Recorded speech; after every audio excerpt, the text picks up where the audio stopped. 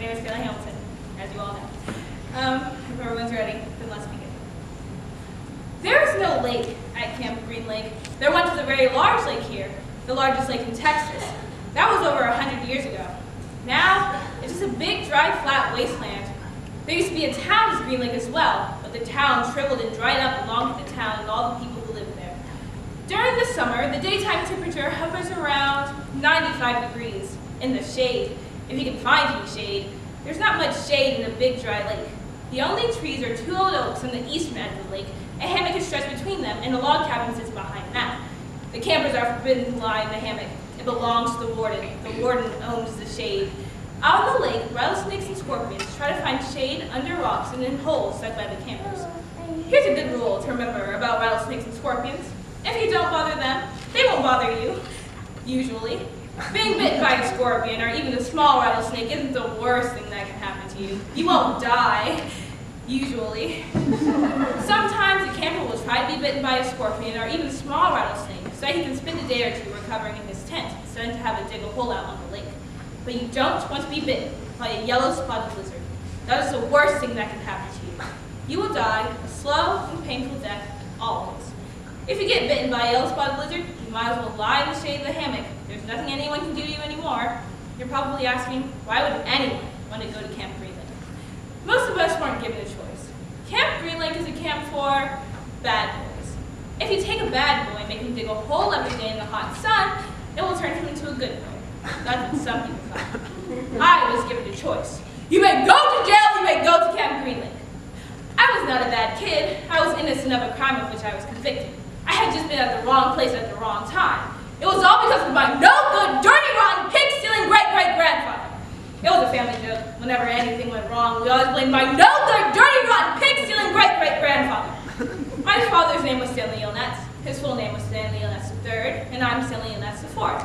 Everyone in my family had always liked the fact that Stanley Illnats was spelled the same frontward and backwards, so they kept naming their son Stanley. I was an only child, as was every other Stanley Illnats before me. My father was an inventor. He's been trying to find a new way to recycle old sneakers.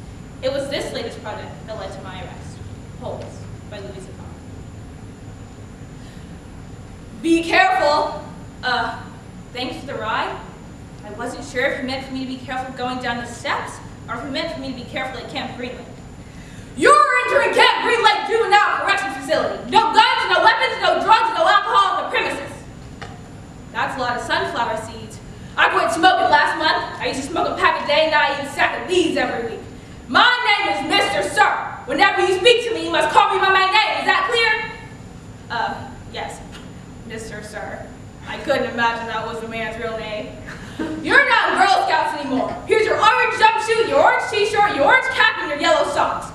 Laundry's done every 3 days, and on that day, your work clothes will be washed, and you'll get a new set to wear while resting.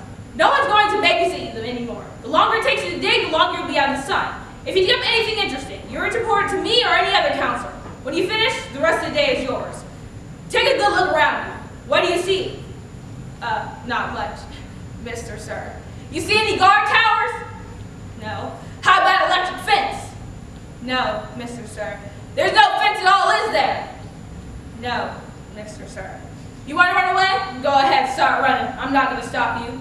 I see you looking at my gun. Don't worry, I'm not going to shoot you. This is for yellow spotted lizards. I wouldn't waste a bullet on you. I'm not going to run away. Good thinking. No one runs away from here. You want to know why? Because we've got the only water for 100 miles. You want to run away? You'll be bugging food in 3 days. You thirsty? Yes, Mr. Sir. Well, you better get used to it. You're going to be thirsty for the next 18 months. My name is easy to remember. 3 easy words. Pin, Dan, Ski. Mr. Sir really isn't so bad. He's just been in a bad mood ever since he quit smoking. I want you to know, Stanley, that I respect you. I understand you've made some bad mistakes in your life. Otherwise, you wouldn't be here. But we all make mistakes. Just because you've done some bad things doesn't mean you're a bad kid. I'm going to help you turn your life around. But you're going to have to help too. Can I count on you to help turn your life around? Yes, sir. Good. I mean, if you spend your whole life living in a hole, the only way to go is up.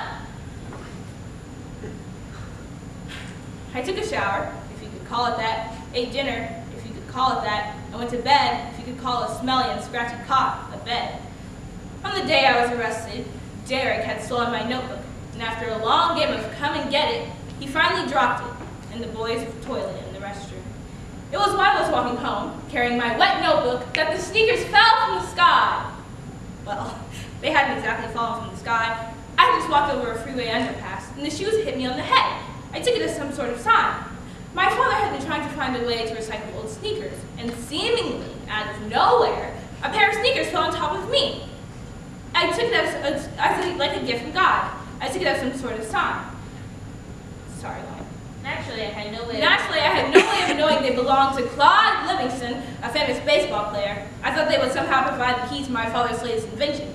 I ran. Thinking back now, I'm not sure why I ran. Maybe I was in a hurry to bring the shoes to my father, or maybe I was trying to run away from my humiliating and miserable day at school. A patrol car pulled alongside me, asked why I was running, made a call on his radio. Thereafter, I was arrested. The shoes had been stolen from a display at the homeless shelter. Clyde Livingston, who had once lived there when he was younger, was going to be speaking and signing autographs.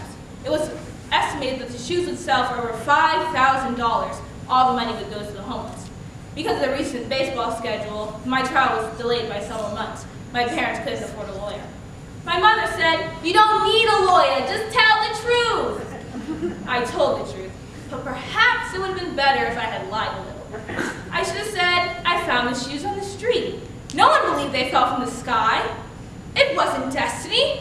It was all because of my nose.